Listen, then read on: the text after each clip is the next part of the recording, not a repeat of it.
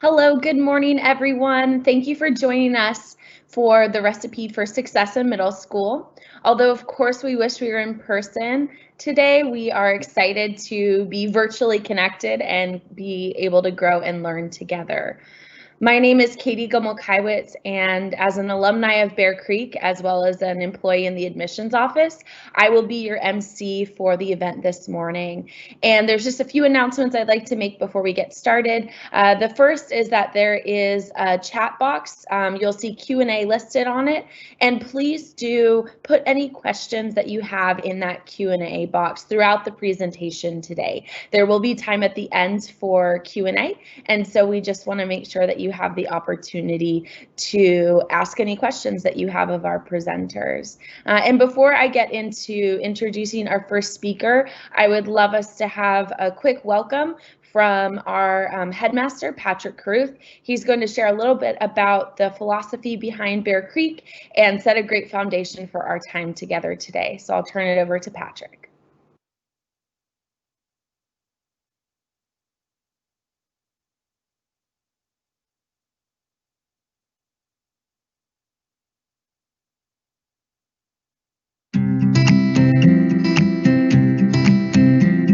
So I recall sitting in my high school geometry class asking myself, why in the world do I need to know the Pythagorean theorem? You may have had a similar experience in your high school geometry class, and the reason for that is because we are the inheritors of a very ancient way of doing education known as the liberal arts. The Greeks and Romans invented this way of educating. They had two parts, the trivium and the quadrivium, the trivium being grammar, logic, and rhetoric, and the quadrivium being arithmetic, geometry, astronomy, and music.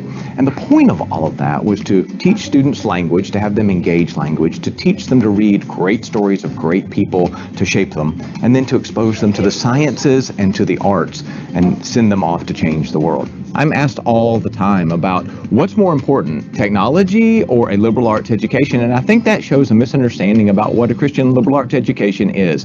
See, in reality, it's not either or, but it's both. We are people who have minds, we are people who have hearts, and we are people who have hands. And what a Christian liberal arts education actually promises is to know not just what to do and not just how to do, but whether one ought to do it. You see, while true education does aim at the mind and at the heart, true education can only happen after the heart has been changed. Christ changes our heart so that we might know him and then might know his world properly. So Christian liberal arts education completes what the Greeks and the Romans started by changing the heart first and then changing the mind so students might live lives of wisdom, compassion, and courage. At the Bear Creek School, we're trying to do that, to create students who are wise, compassionate, and courageous, who have the goods of the mind to be able to engage the world, but who also love their neighbor as themselves and have the courage to step out and to make a difference in the world. As you've already heard, graduates, we implore you, be heroic, live courageously, and make a difference in the world. Always remember, fairy tales are more than true, not because they tell us that dragons exist, but because they tell us that dragons can be beaten.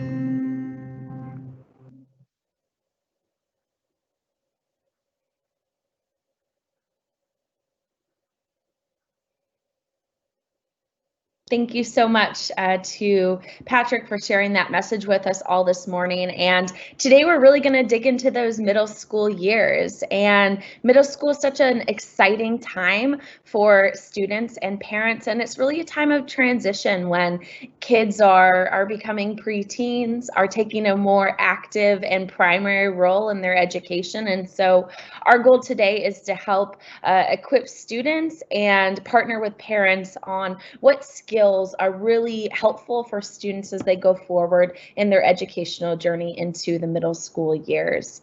And so I'd love to open us with prayer, and then I'll introduce our first speaker today. So please bow your head and pray with me. Dear Lord, I thank you so much for this morning. I thank you for your grace and this opportunity that we all have, albeit virtually, to come together, to learn, to grow, and to have fellowship. I pray that you would be with each attendee and our speakers this morning, that you would help foster communication and help us all grow in wisdom as we learn about our students, our children, and what's ahead of them in their middle school journey. Amen.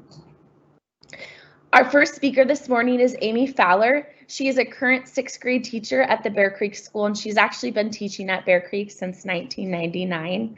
And she loves impacting her students and helping them grow academically, socially, as well as spiritually in that really critical early middle school time. She has a BA in elementary education as well as an MS in brain research. And I'm really excited to hear what she has to share with us this morning. So without further ado, I'll turn it over to you, Amy. Well, good morning, everybody. Thank you so much for joining us today for this seminar. I'm so excited to have this opportunity to share what I hope will be very helpful information for you today. The title of this seminar is The Recipe for Success in Middle School. So I feel like I should start off with a confession. I'm not a great cook. So actually, when I cook, I do like to use a recipe because it gives me even a better chance of having that product come out as it should. Well, I wish that I could provide you with a recipe or a formula to help our children come out exactly as we hope, but it turns out it's a lot more complex than that. I am excited to share with you some things this morning that we believe really do contribute towards success in middle school. And so I do have a recipe to share with you. And while the proportions in this recipe may be meaningless, it will give you an overview of the topics this morning. So the next slide shows our recipe.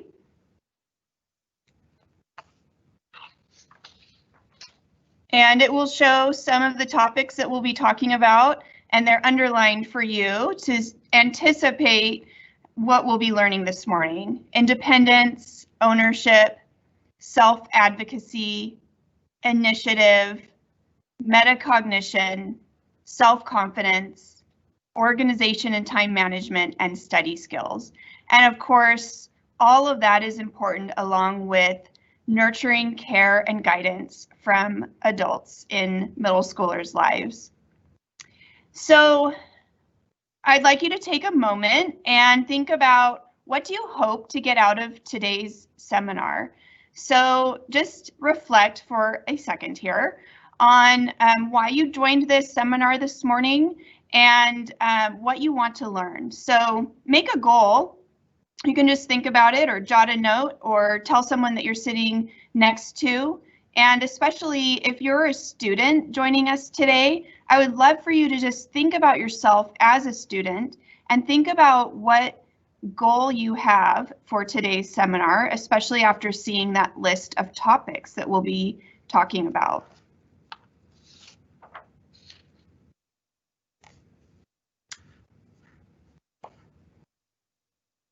Well, when people ask me what I do when I meet them for the first time, I tell them I'm a 6th grade teacher, and I often get a similar response from a variety of people.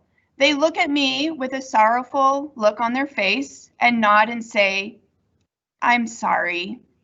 And I always feel like I have to explain, don't be sorry. It's the greatest job in the world. I love being a 6th grade teacher.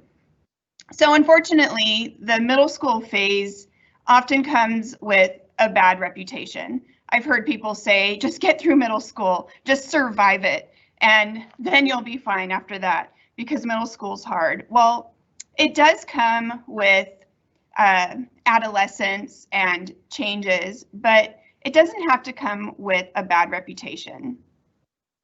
I like to challenge people's thinking of middle school being just something to get through by reminding people that it is a time of incredible and exciting growth of a person who is becoming mature. So let me explain some stages that we see in school.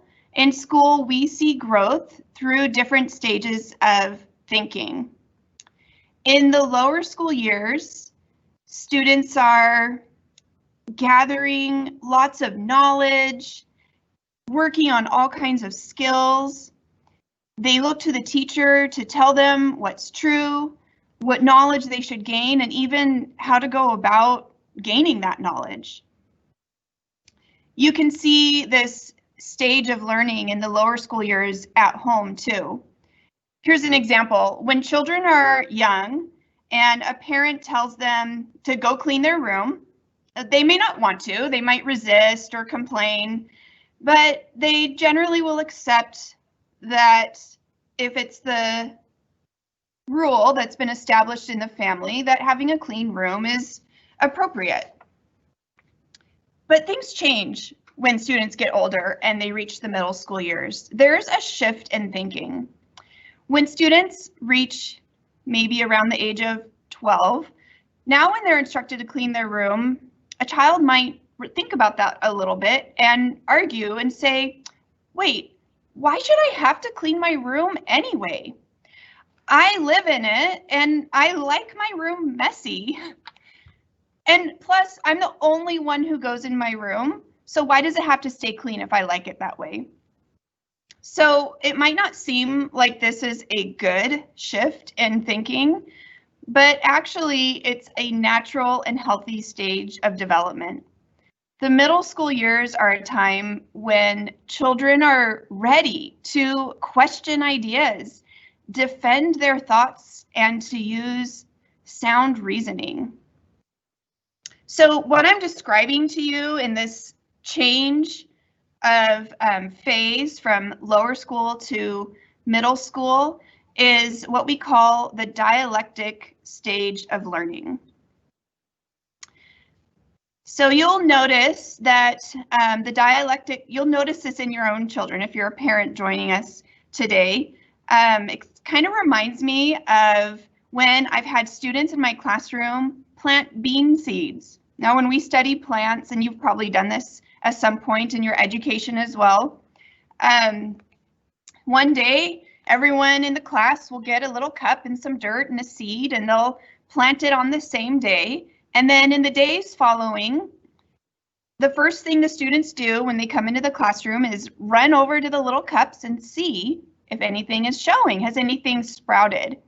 And, you know, it takes some time, but eventually there's a day when the kids come in and some of the beans have sprouted and people get really excited, except for the students whose bean has not sprouted. They're like looking in their cup going, what's wrong with my bean? Why hasn't it sprouted yet? Is something wrong with it? Well, their bean eventually sprouts. And it's just that even though we all planted the bean on the exact same day and took care of it in similar ways, the bean eventually sprouts, but it's at different times. And so when your students are approaching 5th grade and 6th grade and 7th grade, and you see their classmates growing and maturing in certain ways, just know that everybody's different, and this growth will be shown differently in each unique individual. The important thing, just like with the seed, is that the seed, as well as our students, need to be nurtured and cared for along the way in this process of growth. So I would like to share with you some of the key factors in this dialectic stage of learning. There's, just like in lower school, there's still a desire to have lots of facts and to gain knowledge about all the content areas that are being studied, but we start to see students who want to think and reason at a deeper level. They start to take ownership of their own learning by questioning the ideas that are presented in the classroom. And sometimes new information that is taught doesn't seem to quite fit in the boxes of information that were there previously. And in middle school, we start to see this tension in students as they're learning and thinking and analyzing. And that's a really good thing, because this tension helps them to process ideas and to think deeply. Also, in the middle school years, we see deeper discussions than in the lower school years. Students are able to present different viewpoints and reflect on questions that are really difficult to answer. You know, middle school students love to participate in discussions on controversial topics. In my classroom, in my 6th grade classroom, we read a novel about a character who is just filled with hatred, and he's driven by revenge. And one of the discussions that we have as a class is revenge ever justified? Is there ever a time when revenge is the right thing to do? And it's so fun to listen to students talk to each other as they analyze different scenarios and situations and reflect on questions that are difficult to answer. I remember during one class discussion, afterwards, one of my students was kind of bummed afterwards, and she came up to me and she said, "That was kind of boring. The topic wasn't controversial enough. Next time, can you ask a question that's more controversial?" Because she really liked it when everyone in the class disagreed. And that is just typical to a student in the dialectic stage of learning, because her mind was so eager to think through arguments and justifications.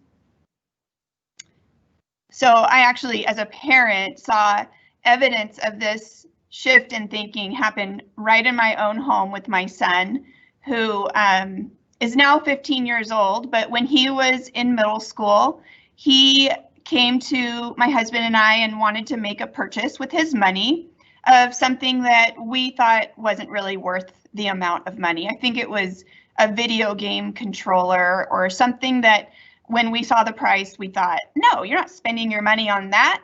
No. And then that was, to us, the end of it. Well, he disappeared into his room for a while, and we went on with our business. And then a little bit later, he came out and handed us an essay that he had just written.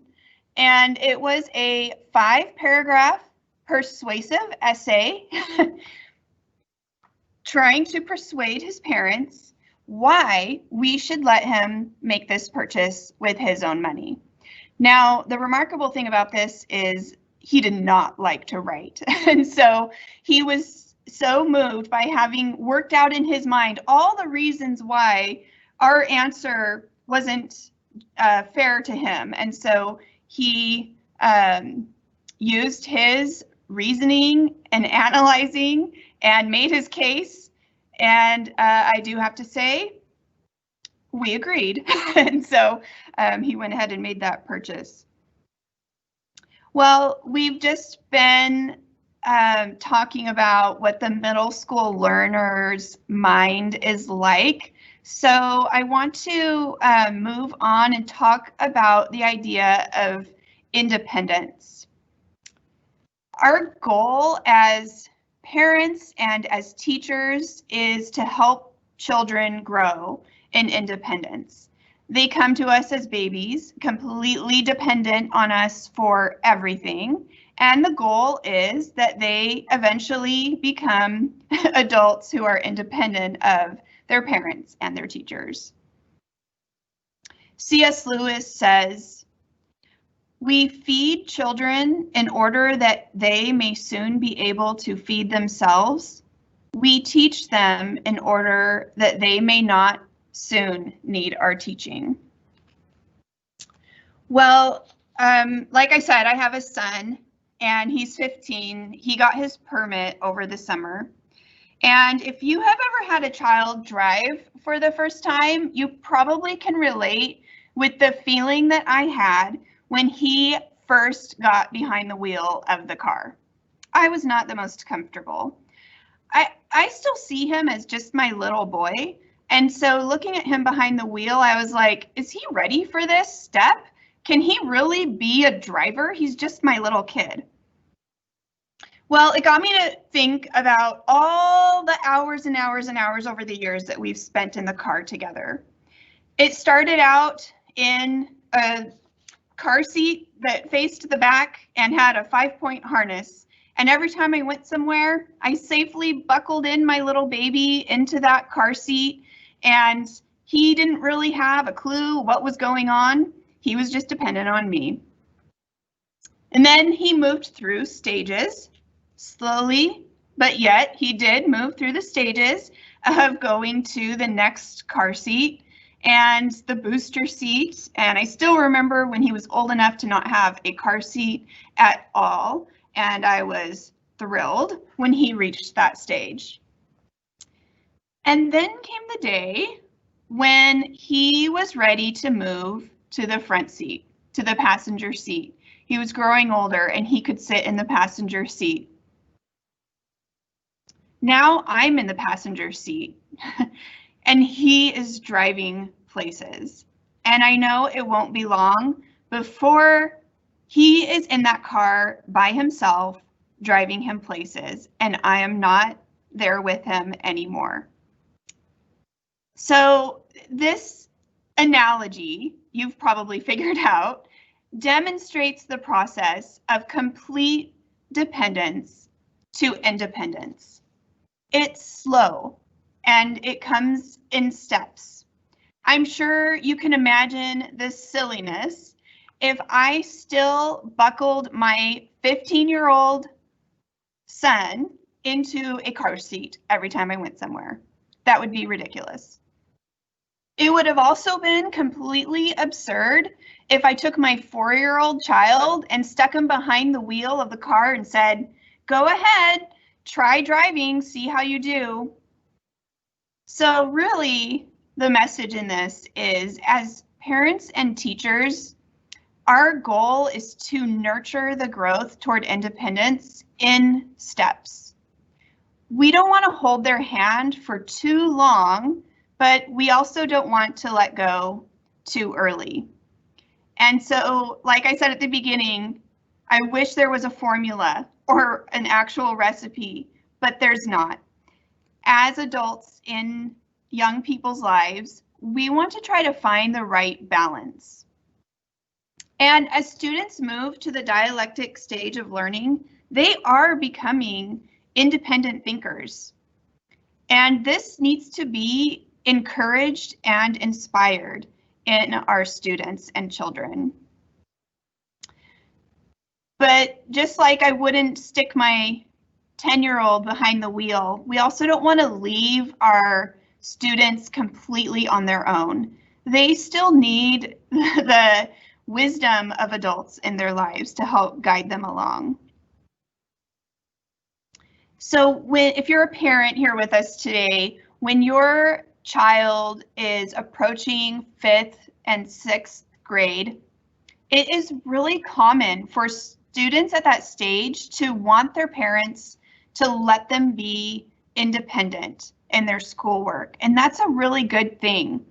It's appropriate for parents to have a hands-off approach and let the student take on all the planning and the execution of their work, but then support them with encouraging words and with guidance. Now, this can be scary for parents because as parents, we sometimes think, I don't think my kid is ready for that. If I don't help them, they might fail. They might not do so well, or they might dig themselves into a hole that's too deep that they can't get out of. So we just sometimes worry that our children might fail at the task. And, you know, it goes back to this driving analogy. I was worried that my son was going to drive our car off into the ditch. I didn't actually know if we would go into the ditch or not, but I had to release him to drive. He didn't drive into the ditch, or at least he hasn't yet, but if he did, we would have gotten out of the ditch and we would have tried again. So if I had told him, look, I'm too scared to let you drive, and so I'm just going to keep driving, because you might not be very good at it, then he would probably take that and say to himself, my mom doesn't think I'm ready to drive, so I probably couldn't do it. And he might end up being in that passenger seat for the rest of his life. We definitely don't want that. As teachers in school, we have found that when we allow students to try and to fail and to try again, they actually grow in confidence, because when they fail, but they overcome that failure, their confidence is stronger. One of our Bear Creek students, who's now in grade 9, said this about her parents' support.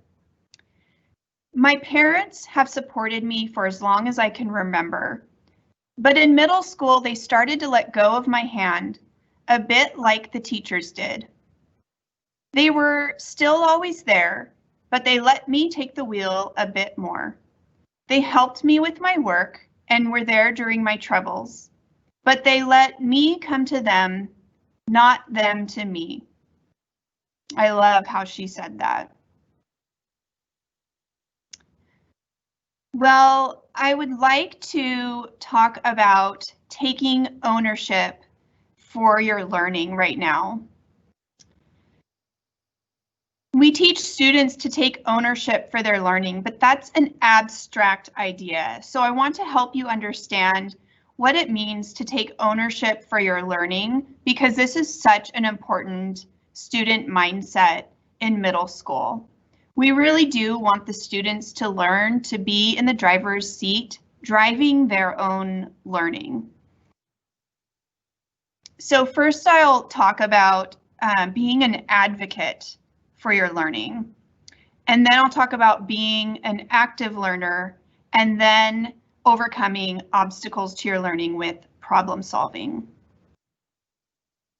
So an important skill in middle school is to be an advocate for your learning. This is a skill that actually requires practice. Many students are not comfortable with it, and it certainly does not come naturally to most students. We teach the students to approach the teacher with questions about their learning, and to approach the teacher with questions about their grades or their concerns. And for many or most students, it's really difficult to admit when help is needed. But it's actually very important to be able to ask for help. Students who are persistent in continuing to ask questions until they understand are more successful. For example, maybe a student receives back some work and sees that there have been points deducted, and they don't understand why points were deducted. So someone who is advocating for themselves as a learner would go to the teacher and ask, can you explain why I missed points here, so that they're learning and that they can do better the next time. This shows that they really care about their work and that they have a desire to learn. Here's another example of a student who is advocating for their own learning. Maybe there's a test coming up, and a student knows that they're going to spend some time in the evening studying for the test, but maybe they're just not sure what to do. You know, this is really common in middle school. Students might be willing to commit time to study, but then they sit there looking at their notes, which is not actually very effective. And so to advocate for yourself as a learner, a student could go to the teacher and say, Mrs. Fowler, tonight I plan to study for about 30 minutes. And then tomorrow night, I think I'll probably study again. Do you have any suggestions for what I could do that would be effective? That would be a great way for a student to advocate for their own learning. Well, we know students, and we know that students worry that advocating for themselves is bothersome to the teachers. They don't want to bother the teacher. They don't want to interrupt the teacher. They feel like maybe it's not allowed to ask the teacher these questions because I'm getting extra instruction. And we also know that advocating for yourself takes a ton of courage when you're a middle school student. So at Bear Creek, we work really hard to teach students how to do this so that they can be successful learners. And it's also a skill that they can carry on to future years as well. One wonderful way to advocate for yourself as a student is by asking questions during class. I've seen some students that have the misconception that if I ask questions during class, it must mean I'm not smart because everyone else seems to get it except me. Or I must not just be very mentally strong because I have questions. But it's actually just the opposite. When you ask questions, you show academic humility and you show mental strength. One of the traits of a good learner is a person who can admit when they don't understand something and then pursue that knowledge with everything they have until they understand.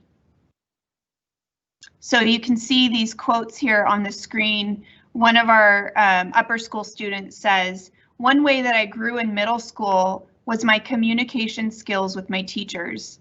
At the beginning of middle school, I was sometimes scared to ask my teachers questions, but you just have to. Now I am super comfortable to talk to my teachers because of my experience in middle school." And then another student, who's also named Sarah from our grade 9 this year, says, "Asking for help isn't a sign of weakness, but it is actually the opposite. Asking for help is a sign of being proactive and responsible. Your teachers want you to ask for help so that they can help you understand what you don't know." Just well said by our students here. Well, there's another huge benefit of asking questions. And that is that forming thoughts into words actually helps with the comprehension of ideas. So you could actually say that saying leads to seeing. I'll say that again. Saying leads to seeing. And this is a quote that I've borrowed from an author, John Piper.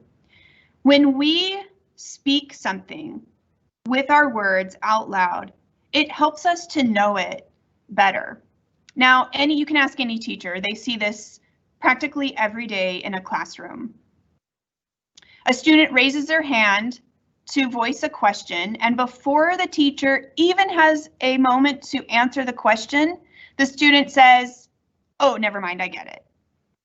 And then sometimes they apologize for raising their hand and asking something that they just answered themselves. But actually, it's that process of speaking their ideas out loud that helps them to understand and brings about comprehension. Sometimes students have questions that are just to confirm ideas that they're processing. Students might think they have a question and raise their hand, but then what they do is they just repeat back to the teacher what has just been taught to them. So for instance, in math, maybe I've just taught how to do a math problem and someone raises their hand and they're prepared to ask a question, but then they say, "So I do this, and then I do this, and then I do that." And I'll just say, yes, they've just taught me back what I taught them. And this is not a waste, because when we speak it, it cements it into our mind, and it's an important part of the learning process. Well, if you're a student here with us today, I would like to encourage you to avoid saying, "I don't get it," and instead ask questions. So even if a student truly doesn't get anything that was just taught, they can start with a question somewhere. and they should start at the beginning where they very first felt confusion. When we say, I don't get it, that's actually a giving up statement. Instead, start with a question. So find that first moment where you got confused. Maybe you're reading a book and you lost track at a certain part, and that's where you're going to say,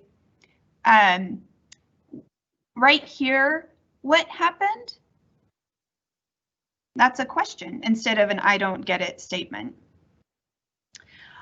All right, well, I'm going to ask students that are here today to set a goal. So I want you to find a way in the next week to approach your teacher with a question that will help you grow as a learner. So I'm going to show some ideas here on the screen of sample questions that you could ask. So go ahead and look at those, and maybe in your mind, pick one or pick one that makes sense to you in your learning, create your own. And then I challenge you, even in this very next school week, to approach one of your teachers with a question that will help you grow. So take a moment to read these questions and think about that.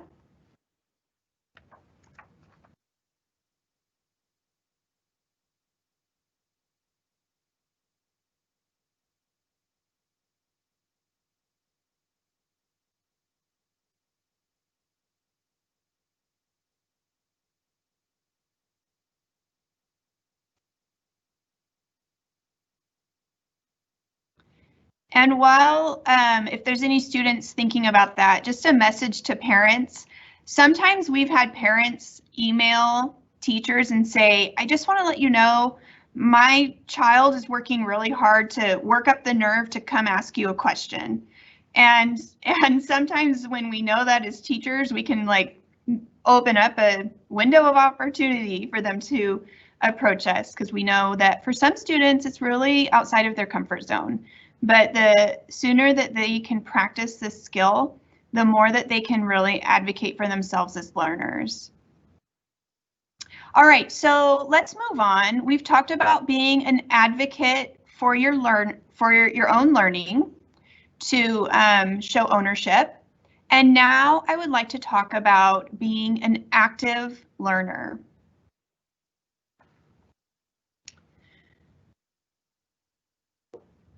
All right, so you can kind of see our progress here. So we're going to focus on being an active learner.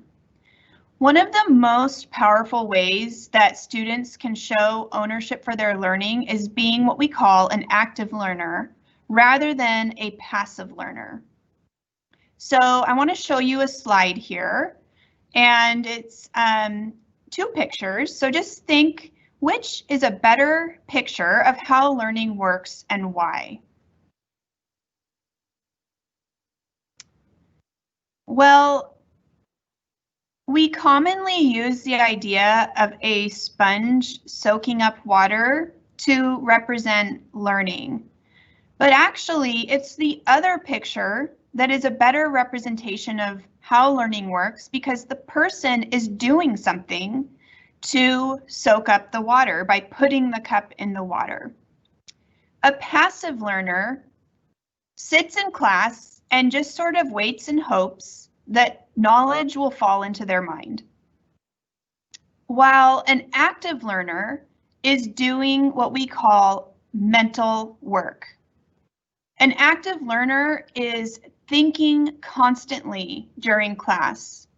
They might be making predictions about the direction that the teacher is going in the lesson. An active learner could be making connections to the previous learning. Or an active learner might be mentally asking questions about the content as it's being taught, and then doing something about it if their questions aren't answered during the lesson. When it comes to assignments and work, a passive learner's goal is just to get the work done. They look at the assignment in front of them and they just want to get it done.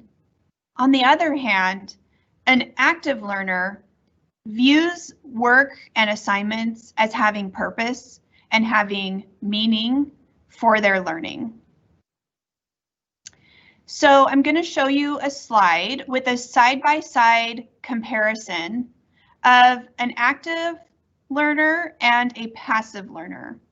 So if you're a student here with us today, I want you to just think, where do you fit in this comparison?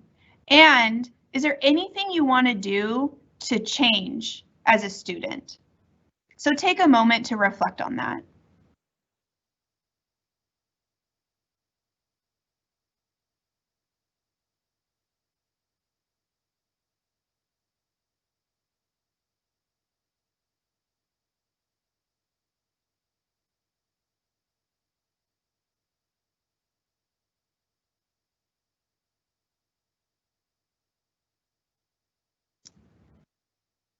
All right, well, teachers love to talk about metacognition.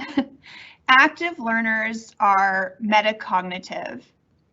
And metacognition, the word actually means thinking about your thinking. So in this graphic, which is kind of silly, but you have the student driving their brain. And I think this represents well what we mean when we talk about metacognitive learners. The student is in charge of their mind and controlling the direction it goes, how fast the car goes, how slow the car goes, when it makes turns. So let me give some examples of what this might look like. A metacognitive student will be one who recognizes when their mind starts to wander. Maybe they're reading a book or they're sitting in class and they suddenly realize, I'm not paying attention anymore. And so they have to do something about it. Maybe they just tell themselves, I need to start paying attention. And then sometimes that's enough. Maybe they need to get a drink of water or stand up or something like that. Metacognitive students also think about how they learn best and use the strategies that work for them. And they also think about what they're doing in the classroom. They're not just sitting there waiting for the day to go by. They think about what's going on, why they're doing the things they're doing, and how it connects to what they learned before, how it prepares them for what's coming next. I read a really fascinating book called Bored and Brilliant. And just from the title, you can kind of get a sense of what the content of the book is, that boredom is actually a good thing, because when our minds are at rest, that is when we become creative. And so to be metacognitive, it takes a lot of reflection and thinking on things that we did in the past and how we could improve in the future. And so this is called autobiographical thinking, when we kind of think about how we want to change, how we want to grow. But we need space in our mind to do this. So when our minds are filled up with input constantly, we just don't have a lot of space to be metacognitive. And so I know for me, when my most creative ideas come to me, it's not when I'm sitting looking at email on my phone. It's actually when I'm doing something that takes no brain power, like folding laundry or driving in my car. And I've actually started keeping Post-it notes in those places so I can jot down my ideas. I don't do it while I'm driving, just so you know, but jot down the ideas that come to me. And that's being metacognitive when we think about ourselves as learners. Okay, so students, I'm going to show you a slide, and it has a lot of ideas of different active learning strategies that you could try to be an active learner, a metacognitive learner. And so take a moment to look at these and just think about, which one do you want to try as a learner?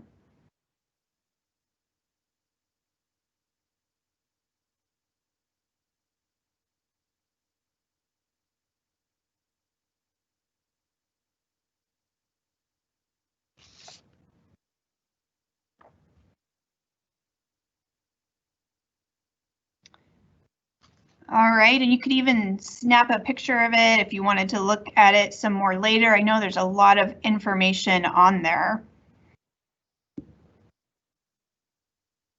A lot of kids like the doodling. So we remember images better than we remember text. So if we doodle images in our notes with our text, it's more likely to stick in our mind. All right, so just to summarize, we've been talking about taking ownership as middle school students, and that looks like being an advocate for your learning. It looks like being an active learner. And finally, I want to talk about, it also means overcoming obstacles by your learning by problem solving. When there's a problem that blocks your progression to learning, students should learn to overcome it with reasonable solutions. So we run into little problems daily. And even in the classroom, a student might say, I forgot my book, or I don't have a pencil, or I couldn't do my homework last night because I left the paper at school. And these little problems are all things that we believe students can solve themselves. When we let them solve these kinds of problems, they're actually really, really good at it. They're able to come up with solutions so that they can move forward in their learning and not use it as an excuse to stop. Sometimes when teachers or parents kind of rush in to fix these kinds of problems, the students then just depend on that and don't take care of it themselves. But when we as teachers and as parents let the middle schoolers solve their own problems, they really grow in these important problem solving skills, and also they become more confident. I love this quote from the Love and Logic book that says, self-confidence is achieved through struggle and achievement, not through someone telling you that you are number one.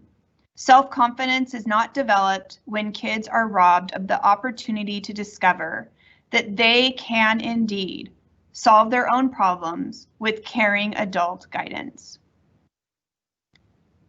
So speaking of caring adult guidance, I just want to talk briefly about what is the parent's role. So parents ask this all the time of our 5th and 6th grade teachers. What is my role? How do I support my early middle school student? And what does that look like when they get to 7th and 8th grade? Well, we have a phrase that we like to toss around here at Bear Creek a lot, and it is support as little as possible, as much as needed.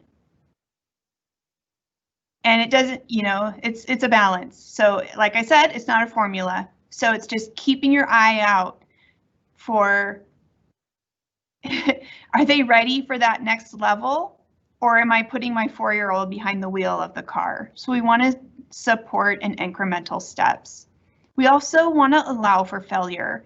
Our kids are going to have problems that don't work out for them right away. And we want them to see that that's okay, and that's part of the growing process.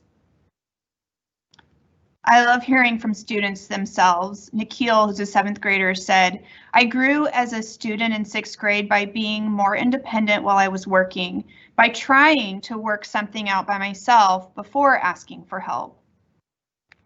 And Megan said, my parents are always super supportive. My parents would sometimes help me get through my homework and would remind me to go outside or do something else if I was working too hard. They are always there for me with an encouraging word or a hug. And then Hannah, my parents really motivated me to do my best. So as parents are picking up students from school or trying to engage in conversations with your children about school, I have here a list of questions that I think are supportive questions that you can ask your middle school student.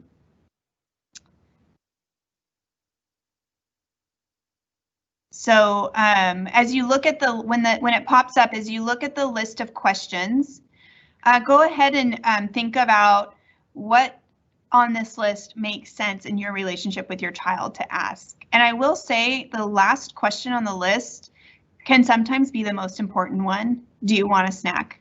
Because middle school students like to eat too.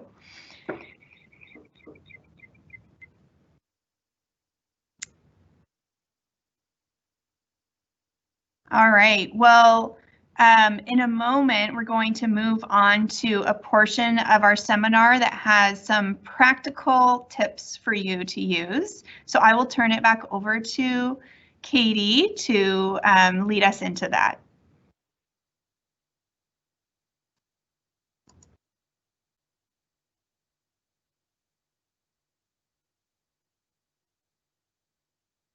Thank you so much, Amy. I really appreciate all of that knowledge. I have to admit that even though the focus is for middle school, I was taking some notes for my own personal life as well on great strategies. It's good reinforcement for us as adults as well. So thank you for sharing all of that great knowledge and information with us. Our second speaker today is Grace Carruth. And she is actually an alumni of Bear Creek. She graduated and then went off to Whitworth University and then rejoined the Bear Creek faculty in 2019. And she works with our middle school students with our drama and English departments and has a huge emphasis on encouraging the students to be creative and thoughtful as they really develop and like Amy was saying, start to get their learner's permit or take that driver's seat during these middle school years. So I'm excited, like Amy said, she's going to share with us a lot of practical strategies and tips. And so Grace, I'll turn it over to you. But before I do that, I just wanted to remind you all, oops, sorry, Grace. Just wanted to remind you all that you can put questions in the chat. And so we have some already that are listed there, but please feel free to keep putting questions in the chat as Grace speaks, and then afterwards there'll be time for Q&A. All right, now turning it over to you. Thank you so much, Katie. And good morning, everybody. When I show up, hello, good morning. So today I want to talk to you kind of briefly about organization and time management, two of those key ingredients that Mrs. Fowler mentioned. And now I can't see into your homes, but I can imagine that some of you, students and parents, upon hearing the words organization and time management, may be feeling your heart rate speed a little bit. Perhaps those words conjure up images of scribbling in a planner, or of watching your phone clock tick closer and closer to midnight and thinking, I could have started this project so much sooner, but Netflix was right there and season 3 of The Crown was calling. So to some of us, organization and time management may seem like a no fun, strict and structured kind of topic. But I want to encourage you today to rethink how we look at organization and time management, especially in school. As Katie said, I'm a drama teacher, and drama involves a lot of organization and time management, not only before a show when we are getting costumes and props together, but during the performance itself, when a missed cue can mean much ado about nothing. And certainly I could start out the year by teaching my students that you must never ever miss a cue or misplace a prop, or Miss Carruth is going to be so mad at you, but I don't. I start out my drama classes every year with warm-ups and games, and I show my students the importance of a body, mind, and heart connection. So if I take the time to relax and prepare my body, then my mind is more ready to collect my thoughts, and my heart is more open to be creative and enjoy my work, whether that's a performance or whether that's homework. So before each show, my cast and crew and I take the time to organize ourselves, mind, body, and heart. We make sure we have our props and we know our lines. That's our mind. We make sure we take a break from the hustle of getting ready to do a warm-up and be in community or take a lap around the theater. That's body. And we pray and we encourage each other before we take stage. It's a cycle of self-care with each part weaving into another, and it makes the work simpler and more enjoyable. So I'm going to encourage you as we go through some practical tips today to think of organization and time management like that, not as rigid structures to blare at you with deadlines and make you feel guilty, but as a form of self-care in school and for life. So on the next slide, let's talk about having a system. So in middle school and in early middle school, students are given tools to help them organize themselves. In EMS, students are given planners, and in middle school, we strongly encourage students to get their own planners. But now that they have this beautiful planner, comes the question, okay, great, what am I supposed to do with this thing? And the answer is what works well for you. So here are some examples. For some students, it's beneficial to have a planner that lists assignments on the day that they were assigned. So the minute that a student hears, I've got homework, they write it down. But for some students, they prefer to play the long game, and it may be beneficial to list assignments on the day that they're due, so that they know, okay, I've got this assignment due on Tuesday. Some students prefer huge calendar spreads, and the benefit of a system like this is that you can see the whole month as it comes and plan accordingly, especially for big projects. But some students get overwhelmed by the sheer amount of information that that kind of system has, and they like to take their schedule week by week. And here at Bear Creek, we try to make it so we're not assigning things too far in advance, so a student is able to do that. For some students, color coding each class might help. So perhaps I write biology lab due tomorrow in bright green for science. And perhaps I write English reading due tomorrow in pink for English. And this helps me visualize what I need to prioritize for each class. So if I know how much time I need to spend on each class, this may help me realistically visualize how much work I have for a night, rather than just looking at a big chunk of text. So if I see my pink in my planner, I might say, okay, I'm an English person. I know I can get English done quickly, so I'll do that first. But if I see green, I might think, okay, I know that science takes me a little bit longer, so I'll plan to spend an extra 10 minutes on that. And now, instead of looking at a block of text on my planner, I have an idea with the colors of what my night might look like. I might say to myself, between a little less time on English and a little more time on science, I can plan for 45 minutes tonight. That's not bad. But for some students, color is distracting. So instead, some students might use symbols to represent the class the assignment is for, or how important the assignment is, or how long it might take. So for example, if I know I have a big project coming up, I might put an exclamation mark next to it to know that it's going to take me some extra time. But for some students, symbols and flashy colors is just too much. It's overwhelming. And it really is simpler for them to just write it down in black ink with a simple due date. The bottom line is there's no really right way to plan. I happen to be the kind of person who needs everything on my calendar with multiple reminders, or it is not real to me and I will not get it done. My sister needs to write it down on a whiteboard or on the glass top of her table. I have a friend for whom a small, simple notebook is the best kind of planning system he needs, and I have a friend that can't live without her highlighters and her holographic binders. What works well for you is what you should do. Now, I'm the kind of person that likes to watch bullet journal planning videos, so people who make their own planners and have all this skill with calligraphy. I get really inspired by it, and then I go and buy pens, and I think I'm going to become a great artist and a great planner if I just have this pen. No such luck yet. But a system that I have noticed quite often in these videos, and a system that some of my colleagues use, is this system called the to-do, in progress, and done system. This method can be done in a planner, but I have seen it done with sticky notes. And if you're into instant gratification, this may be the system for you. So this is kind of how it works, and students and parents can do this system. You pick a place on your wall and you decide what part of the wall is to do, in progress, and done. And then each thing that you have to do gets assigned a sticky note. So for instance, if I'm working on a show, maybe my 3 responsibilities are print the scripts, get costumes, and get makeup. And initially, all those sticky notes go in the to-do side of my wall. But as I get the project pieces done, I can move them into the in progress, and then finally magically to the done section of the wall. So it's a great way to, again, realistically visualize what do I have to do, how am I getting it done, and get that little boost of gratification when you can move it to the done category. So parents, I encourage you to sit down with your student and develop a system that works for them and stick to it. always bearing in mind that even though there's no wrong way to plan, a single piece of paper shoved in the back of a backpack probably isn't the best way to do it. I want to give a really quick aside about how digital learning impacts planning. So we have Teams here at Bear Creek, Microsoft Teams, and that's been a great blessing. Teachers are able to post assignments, and that will automatically alert students close to the due date.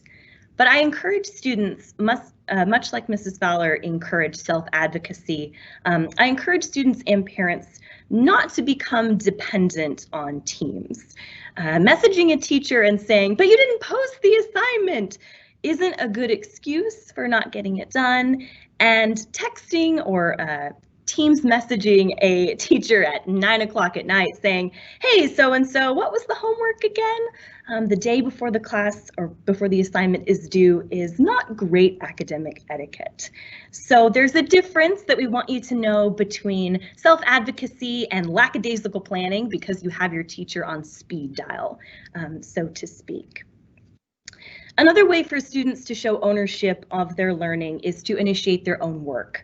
So young students might wait for a parent or teacher to say, "Start now" or "Begin here."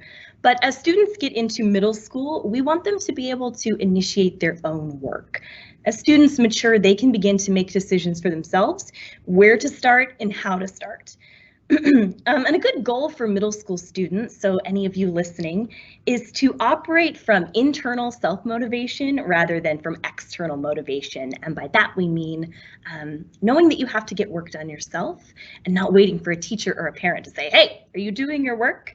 In the case of learning, the desire to do well on a test or the pride of a project well done can be a great internal motivator. And that's something we really want to encourage as students get into their middle school years.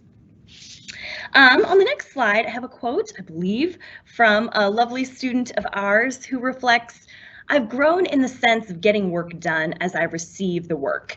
It's very helpful to have that skill in life, to just buckle down and do something once you get it." So great reflection from a student there. On the next slide, we're going to speak a little bit about having a routine.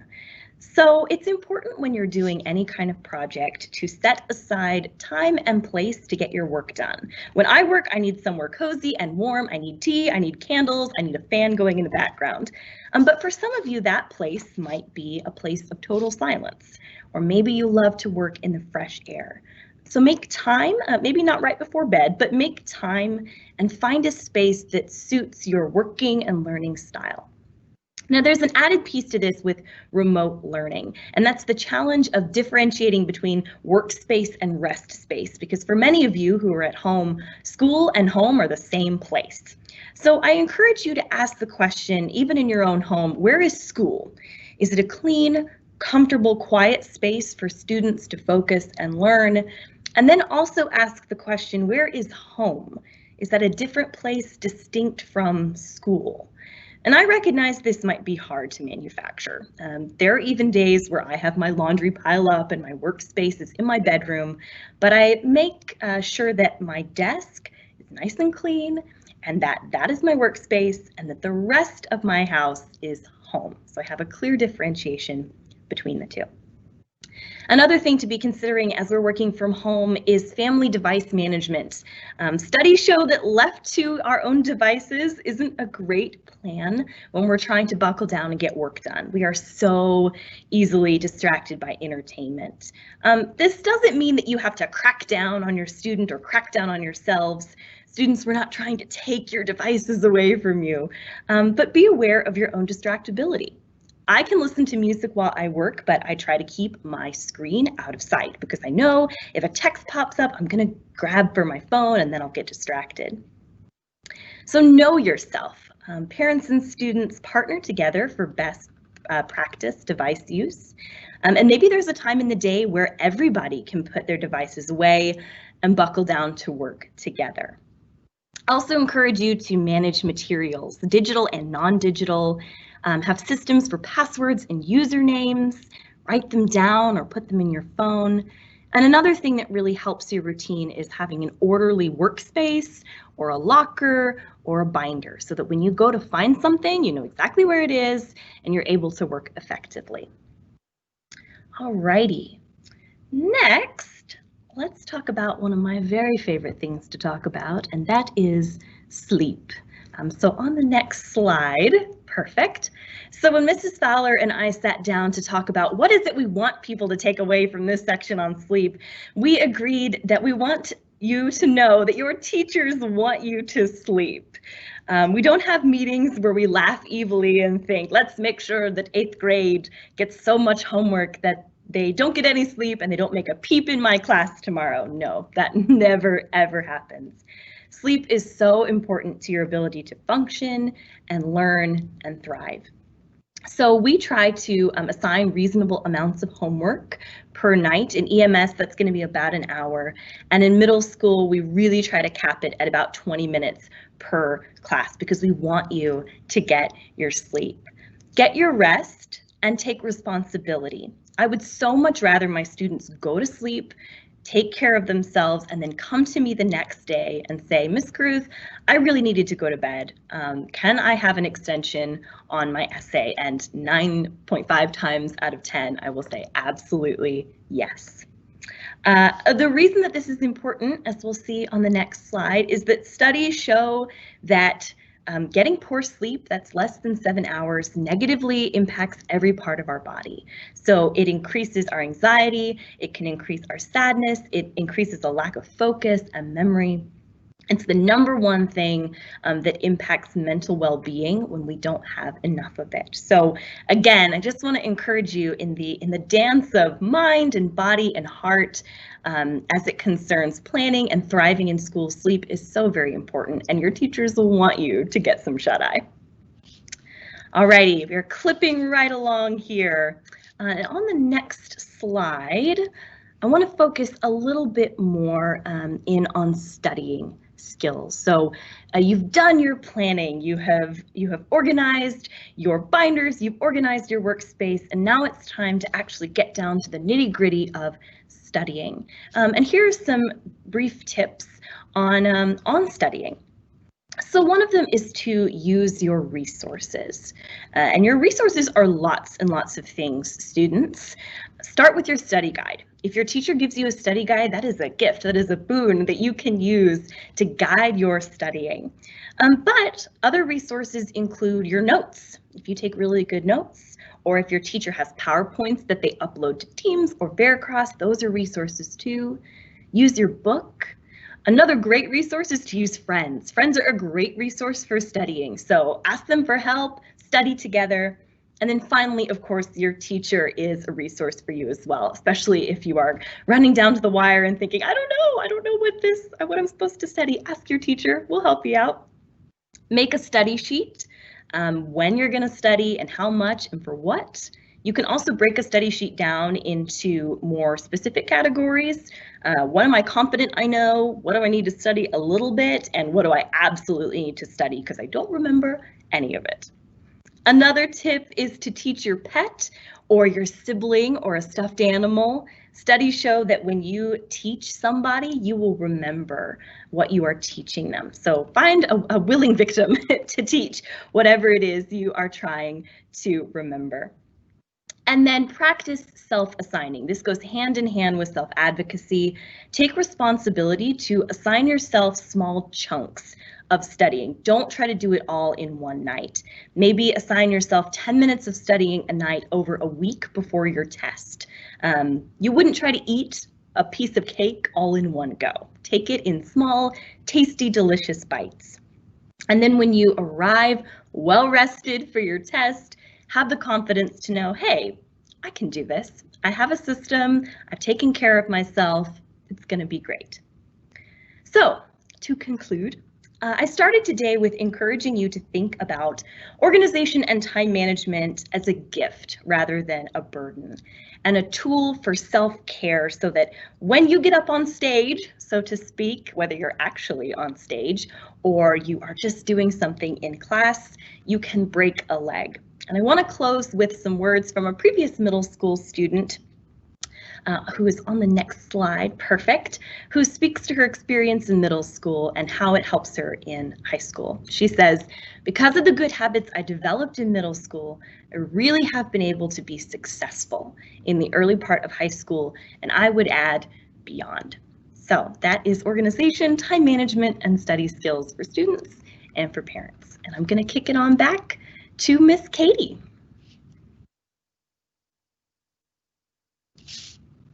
Perhaps. We will see. Thank you so much, Grace. I really appreciate that. There's echo, but I really appreciate you sharing all those tips with us. I love the idea of teaching our pets.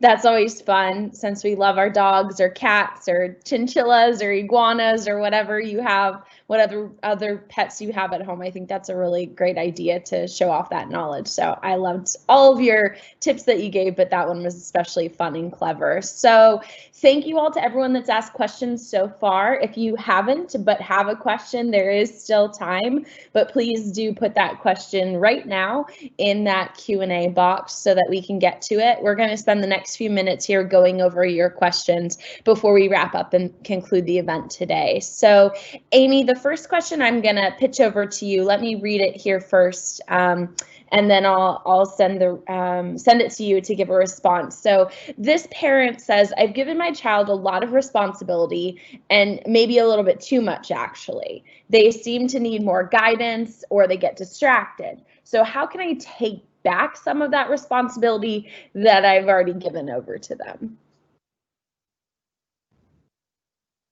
This is such a great question, and we do see this happen from time to time. I think it's so important for the parents and teachers to just keep close tabs on when too much responsibility has been given if the student isn't quite ready for that. So my suggestion in response to this is to break down the student's responsibility into segments and give something fully over to them, and then keep some other items that you help them manage. So I'll give an example of what that could look like. If it's a 5th or 6th grade student, there are some routine things in school that you could say, okay, you have spelling tests on Friday and you have some memory tests on Friday, and those are going to be your responsibility. You have to plan out what to do each night, Monday through Thursday, so that you're ready on Friday. And then give them some ideas, like you could spend 15 minutes a night, or you could spend a lot of time on Monday and then just do a quick review on Thursday. Have them kind of decide what they like for their plan, and then they're just accountable to their parent, like, yeah, I'm doing that plan and yeah, it's working, or it's actually not working. I think we need to relook at what our plan is. Or if it's a 7th or 8th grade student, you could look at their responsibilities in segments by class.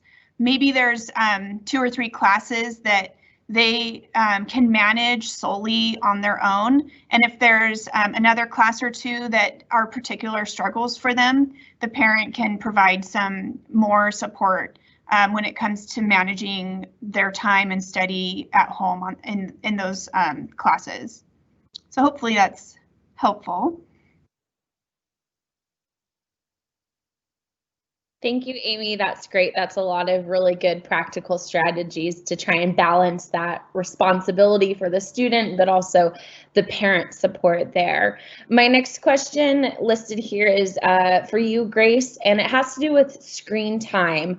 So as you mentioned, right now with COVID, we're using a lot of screen time. There's a lot of screens going on in our lives for school in particular. So how do you balance that with good sleep? Since there's so much research that suggests there's an impact or, a correlation between those two things, this parent wants to know, what guidelines should I set for my student so that they can get good sleep, particularly in light of what's going on with screen time right now? Yeah, absolutely. The biggest thing that I would say is to have a bedtime routine that doesn't involve screens. And I know sometimes that's very difficult because the thing we want to do when we get in bed is I'm gonna get on my phone and look at cute pictures of puppies. But my biggest advice would be to say, all right, 20 to 30 minutes before bed, the devices are going to go away so that we can relax. We can get that blue light not bothering us anymore, and we can sleep better. So having times when the devices go away, especially before bedtime, is a really good way to handle that.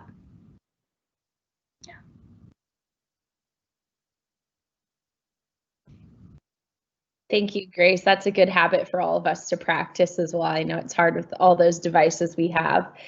The next question here is from a student, and I think I'll send it over to you, Amy. So this student says that they have a lot of after-school activities that they're involved with and a lot of things that take up their time.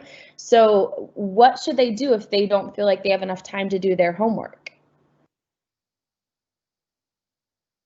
Yeah, this is another great question and very common. My suggestion is to create a schedule for from the time after school to the time you plan to go to bed, and schedule in your after school activities, breaks, eating time, and homework, and then manipulate your schedule until it feels comfortable. So try something out and keep working with it.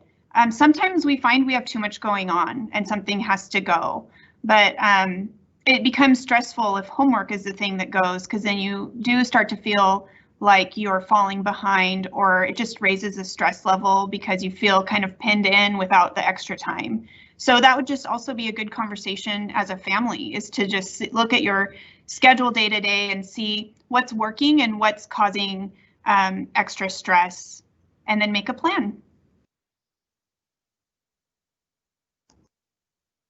Thank you. That's a great answer. I know we're all balancing busy schedules, or many of us are, and we love it when students are involved in things after school. That's fantastic.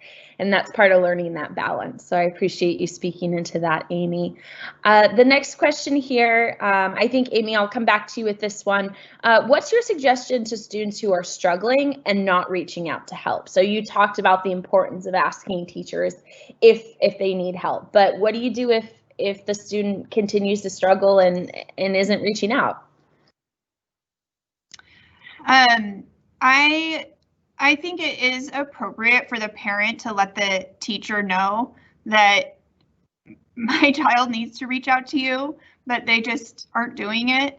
And then let the teacher try to create scenarios where the student can more comfortably reach out, because sometimes it's just that initial going up to the teacher's desk and saying, can you help me with something, or I have a question, and the teacher can kind of soften that a little bit.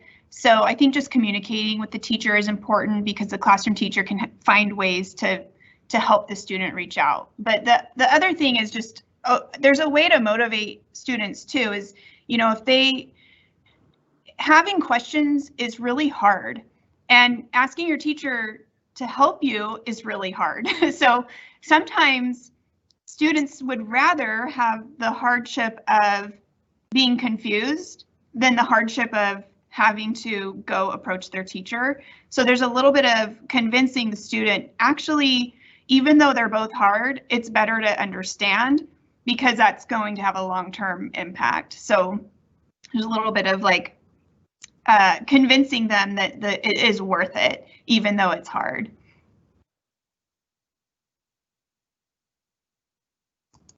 Thank you so much, Amy. This next question is for you, Grace, and it's a parent that is asking a little bit about what you started your presentation talking about, different organization planner techniques. How do you help guide your child as they're trying to figure out what system works best for them? What are some strategies that you would suggest parents, and I'll add students, should use to figure out what style does work for them versus what's not effective? Yeah, absolutely.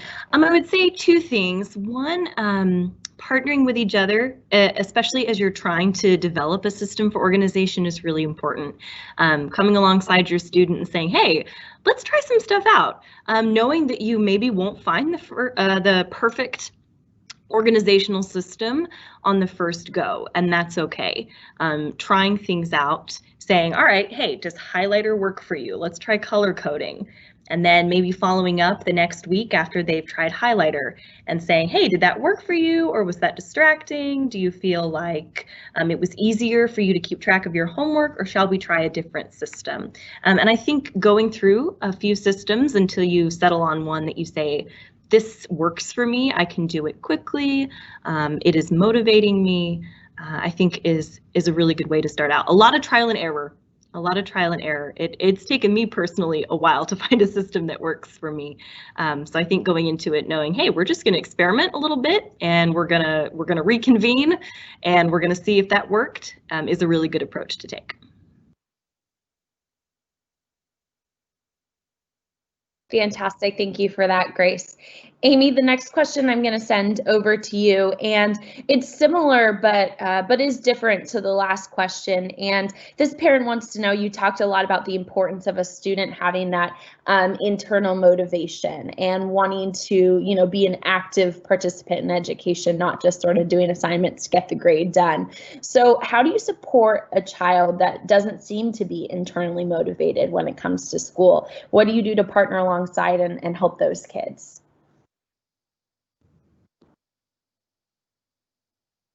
All right, yeah, thank you. So internal motivation is the better motivation, but when it's just not there yet, and that does happen, I think it is totally fine to use external motivations. So, helping your child see that there's value, because if you do this, then I'll allow you to have these other things, these other external, whatever their currency is, whatever motivates them.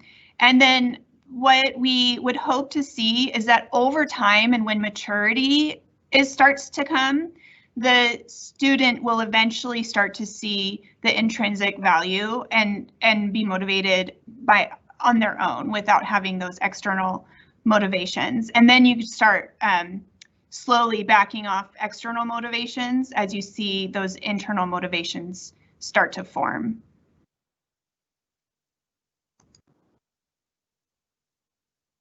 Thank you, Amy. That's great advice. And I love that reminder that although internal is the goal, it's okay to use some of that external push as we're all growing and maturing, and sometimes all of us need that as well. So that's a great reminder. I'm gonna send this next question over to you as well. This parent wants to know, can you talk a little bit more about the difference between active listening versus passive listening?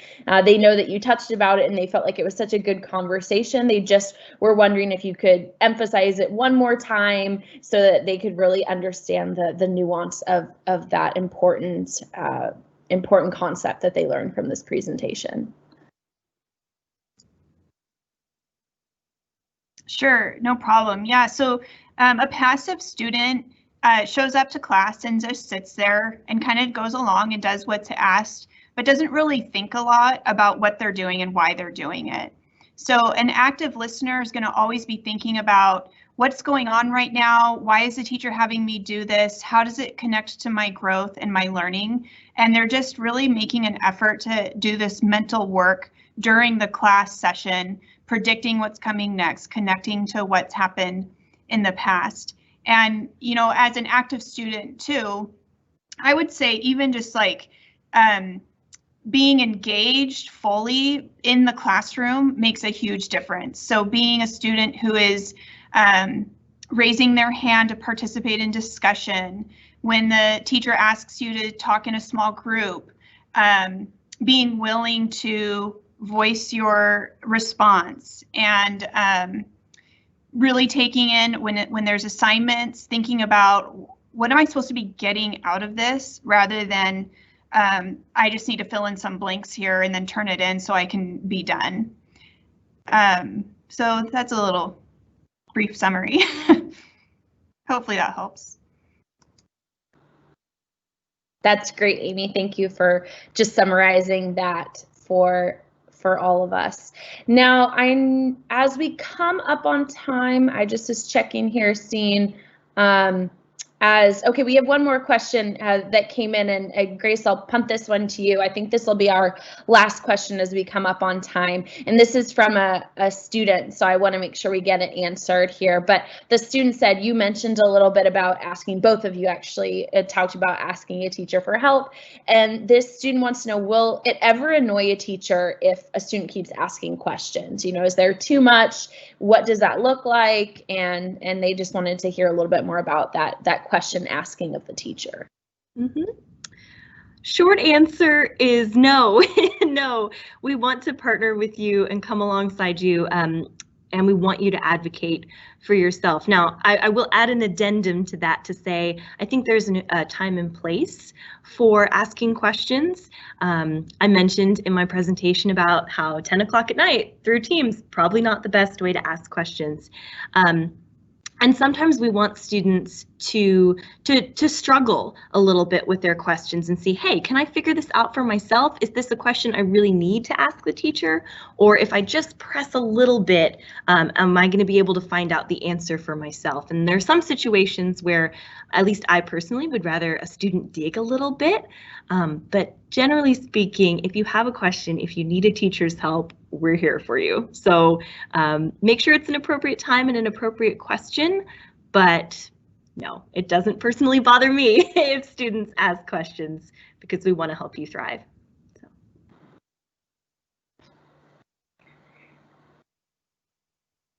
Thank you for that, Grace. I always think that comes with the territory of being a teacher, and it's fun because it's a way that you know your students are engaging and wanting to improve and get better. So that's exciting, and thank you for taking that question.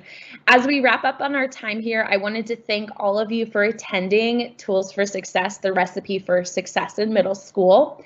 I did want to remind you that this Tools for Success event is one in a series, and there's an upcoming event that may be of some interest to you all. So in January, and I wrote down the details here for myself, on January 7th in the evening, we have an event called How to Communicate in the Teenage Years. Some of you asked questions about technology. This event will be looking at technological communication and support for parents, as well as in-person communication for students and parents as well. So January 7th, if you're interested in RSVPing for that event, I'll put some more details in the chat box here as we wrap up, but I wanted to personally invite you all to that event, and you will be receiving more information as well about it via email.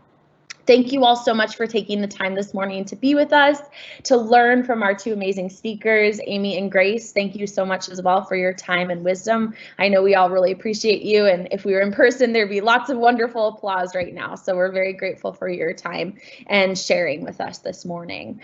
I hope you all have a wonderful Saturday, and thank you so much for spending your Saturday morning with us here at the Bear Creek School. Bye.